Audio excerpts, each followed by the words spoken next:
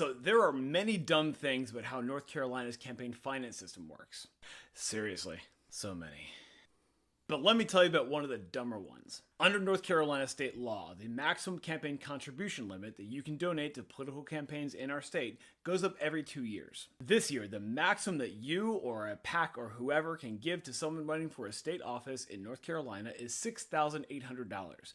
That's up from $6,400 in 2023 and up from $5,600 in 2021.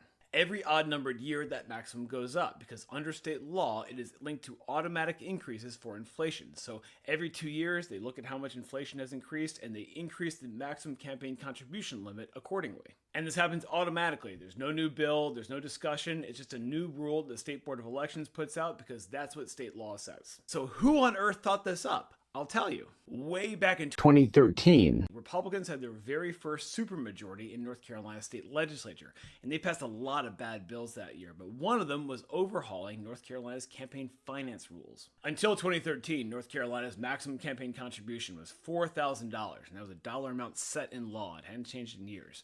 But that year, the new Republican supermajority set it to $5,000 right off the bat, and then linked it to automatic increases every 2 years for inflation. The idea here was specifically to get more money into our politics and our elections. Now, why would someone want to do that?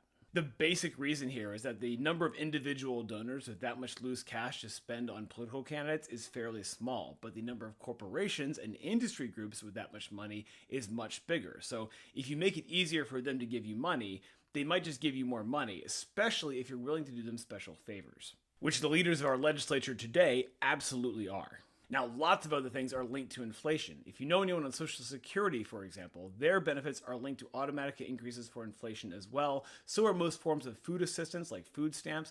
And that makes logical sense, because if you're trying to help people get by, then obviously the assistance needs to keep up with costs. Another smart idea is to link your state's minimum wage to inflation. Right now, 19 states around the country do that today, and their state's minimum wages are automatically adjusted for inflation, which makes a lot of logical sense. But North Carolina is not one of those states, because one of those special favors that the big business lobby has purchased from our legislature is keeping our minimum wage low. And that's why you can give more money to politicians' campaigns every 2 years, and why that fact is linked to low wages.